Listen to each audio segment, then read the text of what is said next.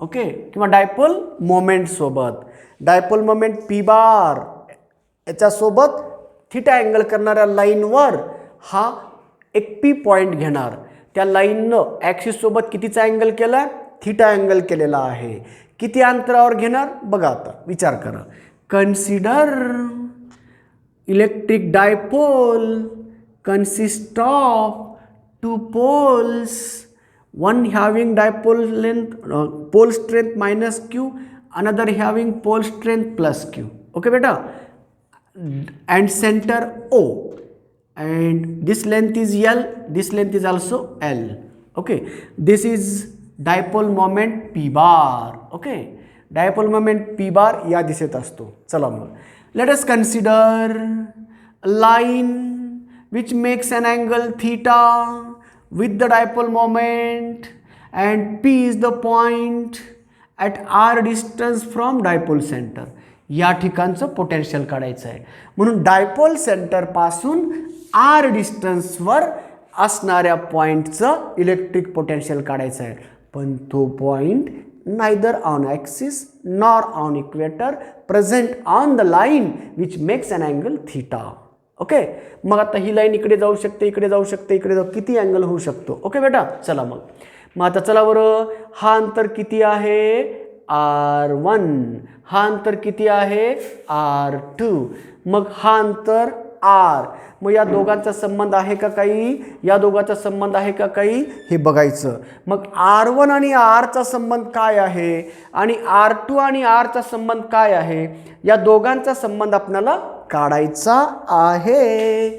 मग चला, इथं पोटेन्शियल प्लस क्यू मुळे किती असतं? के क्यू अपॉन R1, हे V प्लस. ओके बेटा, यांनी तयार केलेलं पोटेन्शियल किती असतं? V minus equal to minus K Q upon R2. मग टोटल पोटेन्शियल काढायचं आहे ना? हां, तर टोटल पोटेन्शियल म्हटल्यानंतर के क्यू बाहेर 1 upon R1 minus 1 upon R2. चला मग के क्यू हां R2 minus R1 upon R1 R2. इथं आला, थांबला. आता R1 R2 तुम्हाला माहीत नाही आहेत, तुम्हाला फक्त माहीत आहे R. तुम्हाला थिटा आणि R दिला जातो फक्त. काय म्हणतात? Find the electric field potential at a point so and so distance on the line which makes an angle so and so with the dipole moment P. P dipole moment सोबत theta angle करून r डिस्टन्सवर असणाऱ्या लाईनवर electric field potential किती आहे त्याचं सूत्र सांगा. तुम्हाला P दिला जातो, थिटा दिला जातो, r दिला जातो. Dipole moment P Q into 2L, यापैकी कुठले दिलं जातं? P काढायचं, आणि मग थिटा दिला जातो आणि R दिला जातो. R1 R2 माहीत आहेत का तुम्हाला? माहीत नाही आहेत. मग चला ना, मग आणखी आपलं हे शेवटचं उत्तर नाही तयार झालं. मग काय करूया? चला जॉमेट्री बघूया आकृतीची. या फिगरमध्ये कोसाइन रूल वापरा, कॉस फंक्शन वापरायचं आहे आता. चला, तर या फिगरमध्ये पहा, थोडंसं लक्ष द्या. R1 मोठा आहे का R मोठा आहे? R1 मोठा आहे का R मोठा आहे? तर R1 पेक्षा R मोठा आहे.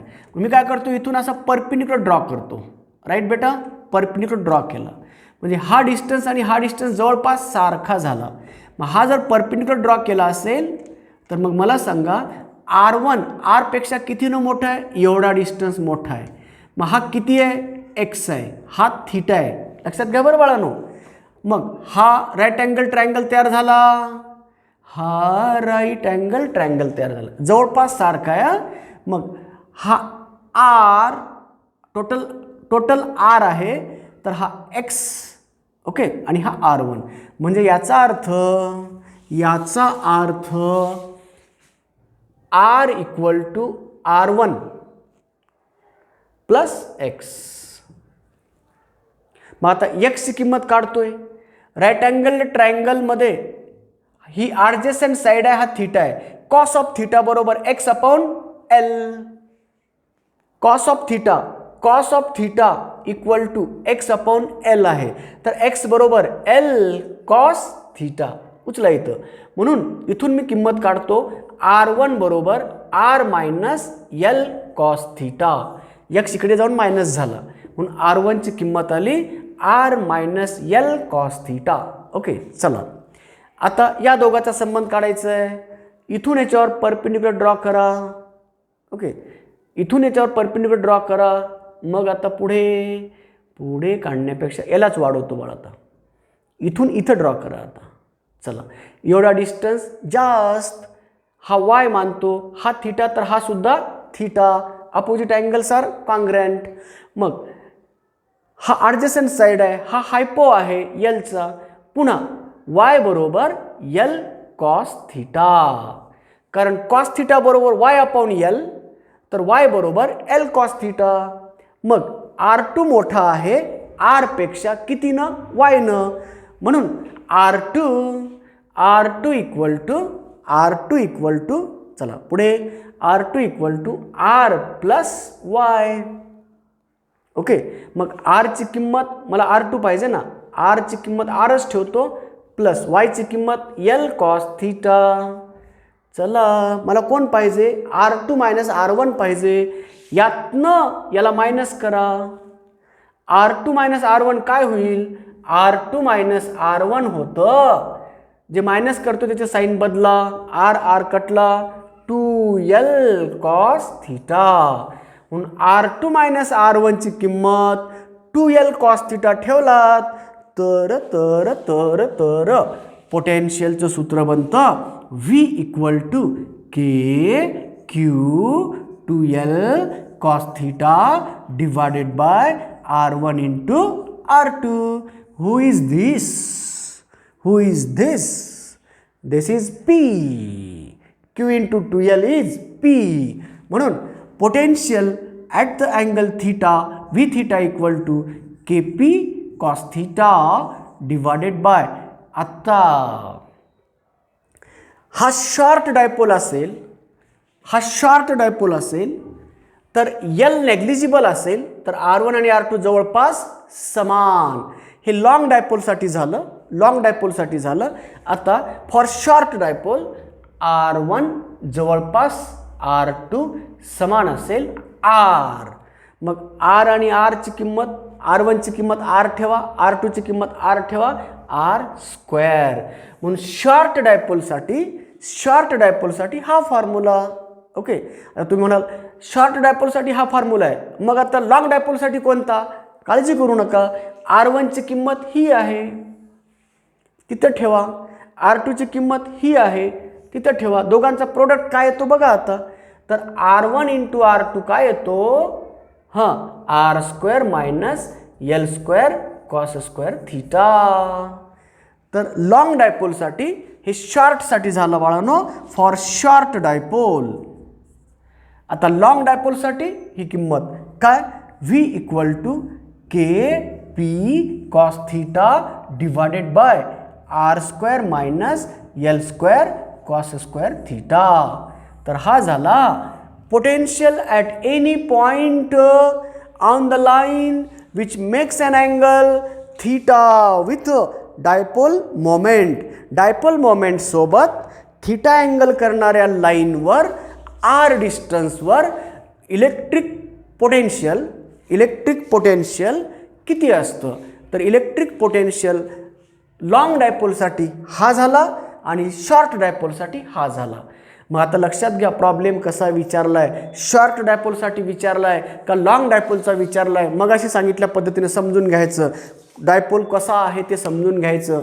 मी मग अशी सांगितलं ना, त्याने स्पष्ट दिलं तर काही प्रश्नच नाही, पण त्याने नाही दिलं तर कसं जस्टिफिकेशन कसं करायचं. तर अशा पद्धतीनं आता काढलेला फॉर्म्युला टॅली करून बघूया आपण.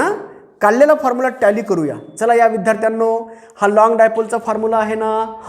चला, ॲक्सिसवर जर हा पॉईंट असता, हा पॉईंट जर ॲक्सिसवर राहिला असता तर थिटा किती झाला असता?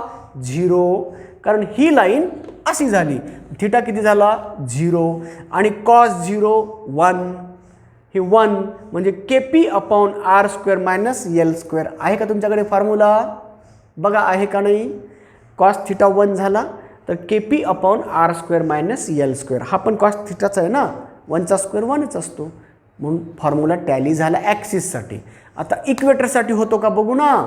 चला, जर समजा हा P point on the equator असेल, म्हणजे या लाईनवर असेल, तर थिटा किती झाला 90. मग कॉस 90ची किंमत 0. मग 0 इंटू एनीथिंग 0, म्हणून व्ही इक्वेटर 0.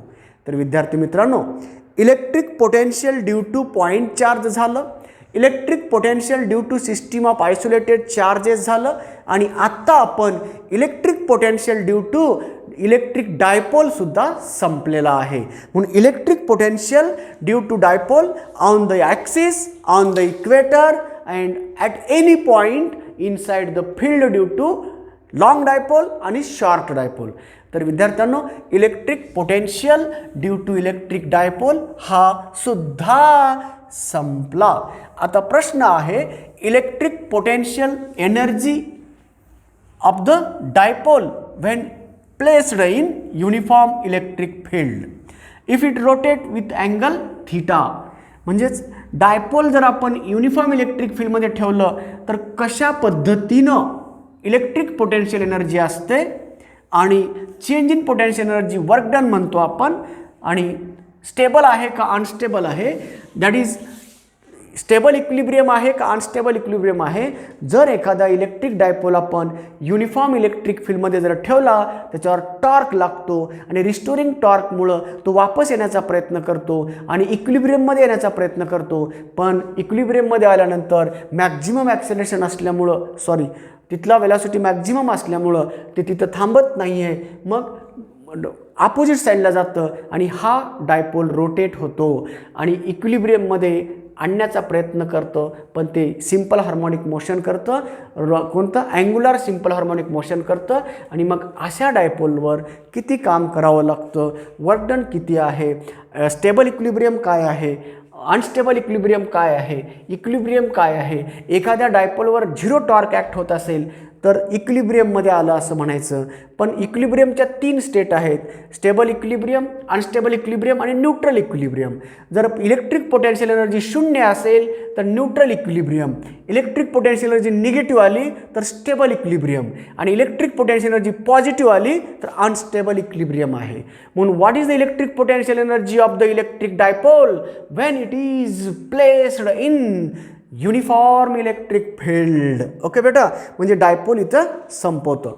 म्हणजे electric potential energy of the dipole placed in uniform electric field, torque acting on the dipole when it is placed in uniform electric field, and because of that torque, restoring torque, it will try to come to its original position, but while it try to restore, then its velocity increases when it reaches the maximum mean position, and instead of stopping there, it moves further away from the equilibrium position. Again it continue to oscillate into the electric field.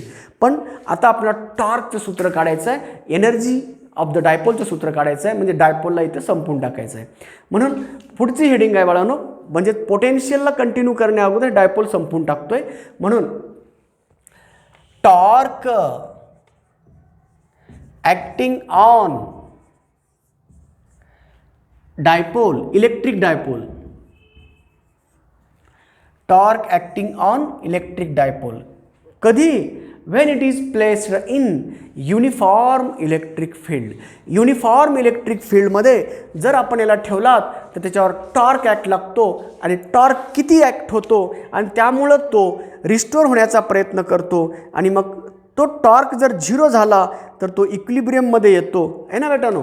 चला आता consider electric dipole having poles -q + q. इथं +q आहे आणि इथं -q pole स्ट्रेंथचा pole आहे. Okay, हा dipole आहे. ओके, आणि ही त्याची डायपोल सेंटर आहे.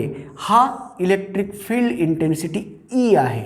ओके, चला मग हा इलेक्ट्रिक फील्ड इंटेन्सिटी E आहे. ओके बेटा, आणि किती बनवला अँगल थीटा. हा कोण आहे, डायपोल मोमेंट आहे P bar. Electric dipole moment असा ठेवलात, थीटा अँगल करून ठेवलात, कुणासोबत, इंटेन्सिटी सोबत. काय होईल मग, ई इंटेन्सिटीच्या फील्डमध्ये युनिफॉर्म फील्ड आहे बरं, इथं पण ईच आहे, इथं पण ईच आहे. प्रत्येक ठिकाणी इंटेन्सिटीचं मॅग्निट्यूड आणि डायरेक्शन सेम असतं, त्याला आपण युनिफॉर्म इलेक्ट्रिक फील्ड म्हणतो. मग ई इंटेन्सिटीच्या जागी क्यू चार्ज असेल त्याच्यावर फोर्स लागतो F equal to Q into E. Okay बेटा. हां, त्यानंतर याच्यावर फोर्स लागतो इकडे किती, Q into E, direction opposite म्हणून मायनस. ओके. मग हा फोर्स दोन इक्वल आणि अपोजिट फोर्सेस ॲक्ट झाले तर मग त्याच्यात टॉर्क निर्माण होतो. आणि torque due to this two paired forces net force किती आला, 0. एका डायपोलवर रिझल्टंट फोर्स किती ॲक्ट झाला, 0. म्हणून हा डायपोल ट्रान्सलेशन मोशन करेल का, नाही. म्हणून नेट फोर्स 0 आहे. म्हणून dipole has translational equilibrium. Dipole never displaced on x axis or on y axis. It remained rest, only it vibrate about its mean position. थांबल्या जागीच ते व्हायब्रेट होतं. जसं आता मी थांबल्या जागीच असा हात हलवायला लागलो तसं मी पोझिशन बदलत आहे का, नाही. तसं हा थांबल्या जागीच व्हायब्रेट होतो, असं व्हायब्रेट होतं, इकडनं असं, पण जागा सोडत नाही. तसं म्हणून याला काय म्हणायचं, ट्रान्सलेशनल इक्विलिब्रियममध्ये. का, एकाच डायपोलवर दोन फोर्स इक्वल मॅग्निट्यूडचे अपोजिट डायरेक्शनमध्ये ॲक्ट होत असतील तर रिझल्टंट फोर्स किती झाला, 0. म्हणून net force acting on dipole म्हणतोय बरं, मी पोलबद्दल बोलत नाही, डायपोलचा प्रश्न विचारतोय. म्हणून resultant force acting on dipole 0 असल्यामुळं डायपोल हॅज द इक्विलिब्रियम. कोणतं equilibrium, translational equilibrium. Linear motion करणार नाही. चला आता मग कोणतं मोशन करते, रोटेशनल मोशन करते. का, टॉर्क ॲक्ट होते त्याच्यावर. आता ते टॉर्क किती ॲक्ट होतं ते तर काढायचं आहे ना, कारण आपली हेडिंग काय, टॉर्क ॲक्टिंग ऑन डायपोलची हेडिंग आहे. किती टॉर्क ॲक्ट होतो, चला. हा थीटा, तर हा पॅरलल असल्यामुळं हा सुद्धा थीटा झाला. ही टोटल लांबी किती आहे, 2L आहे. ही समोरची बाजू आहे त्याच्या, हा राईट अँगल ट्रायंगल आहे. तर सांगा साइन ऑफ थीटा बरोबर दिस साईड अपॉन 2L. ओके बेटा. मग ही लांबी तुम्हाला काढायचं आहे ना, कारण टॉर्क टो म्हणजेच one of the force into perpendicular distance. One of the force into perpendicular distance म्हणजे ही लांबी. आता ही लांबी मी थोड्या वेळासाठी वाय मांडलं तर साइन ऑफ थीटा बरोबर Y upon 2L. Sine of theta equal to Y divided by 2L. तर वाय बरोबर 2L साइन थीटा. म्हणून 2L साइन थीटा. चला, एफ म्हणजेच किती, क्यू इंटू ई. ओके, म्हणजेच E into Q 2L sine theta. कोण आहे बाळानो, हे पी आहे, म्हणजेच E into P sine theta. एवढा टॉर्क ॲक्ट झाला. मग magnitude of the torque P E sine theta. Vector फॉर्ममध्ये घ्यायचा असेल तर या दोघांचा कोणता प्रोडक्ट, क्रॉस प्रोडक्ट. मग tau bar equal to F bar cross R bar. म्हणजे E bar cross P bar घ्यायचं का P bar cross E bar घ्यायचं. बघा इंटेन्सिटी इकडे आहे, पी इकडे आहे, तर असं जर पी बार क्रॉस ई बार गेला तर आत जाणार तो टॉर्क, आणि ई बार क्रॉस पी बार घेतला तर बाहेर येणार तो टॉर्क. म्हणून इथं घेत असताना राईट हँडेड थंब रूल ओबे झाला पाहिजे ना. म्हणून ई बार क्रॉस पी बार, आता या दिशेत येणार आहे ना हा टॉर्क, इकडे आणणार आहे त्याला, म्हणजेच पी बार क्रॉस ई बार. म्हणजे एम बार क्रॉस बी बार, मॅग्नेटिक फील्डमध्ये एम बार क्रॉस बी बार होतं ना, तसं इथं पी बार क्रॉस ई बार. तर हा टो बार आहे. या दोघांचा क्रॉस प्रोडक्ट आहे. म्हणजे टॉर्क हा वेक्टर आहे perpendicular to the plane containing these two. टॉर्कचं मॅग्निट्यूड म्हणलं तर पीई साइन थिटा किंवा E P sine theta. Right. म्हणून हा झाला torque acting on electric dipole. त्याचा फॉर्म मॅग्निट्यूड झालं, त्याचं व्हेक्टर फॉर्म झालं. Direction is according to right handed thumb rule using right handed screw rule, and it is always perpendicular to the plane containing p bar and e bar. e bar आणि p bar ला perpendicular असेल अशा याच्यामध्येच आपण त्याला solve करतोय.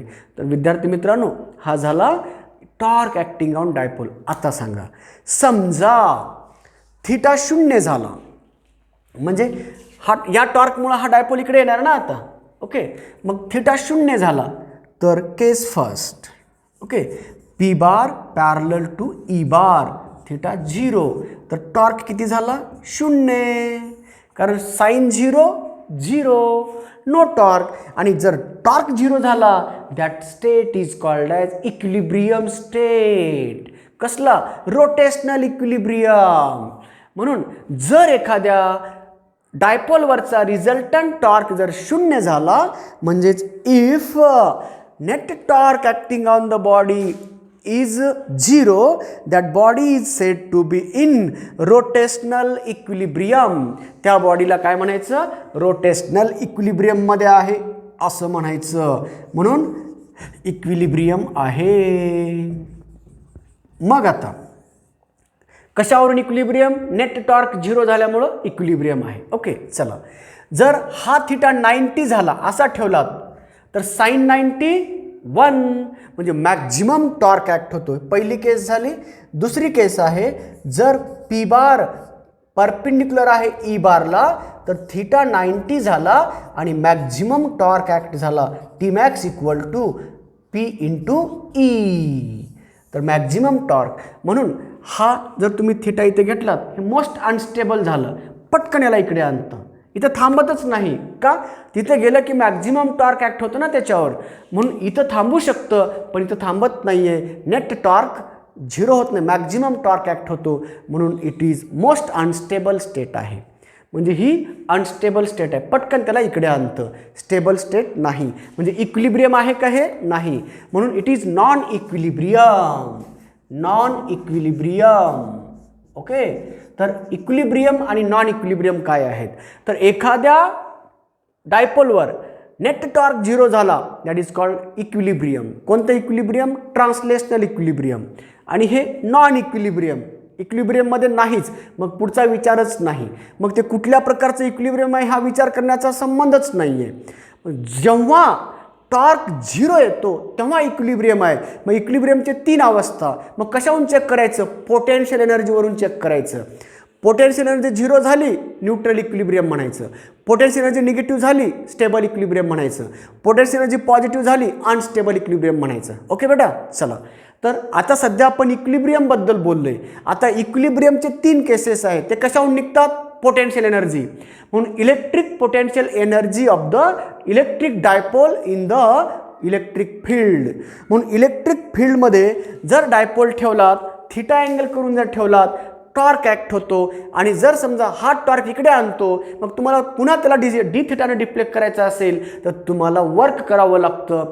आणि D थिटाने deflection देण्यासाठी, further displacement देण्यासाठी या टॉर्कच्या अगेन्स्टमध्ये तुम्ही काम करायला लागलात. आणि ते काम म्हणजेच वर्क डनच्या फॉर्ममध्ये, म्हणजेच एनर्जीच्या फॉर्ममध्ये असतं. म्हणून पुढची हेडिंग आहे electric potential energy. Electric potential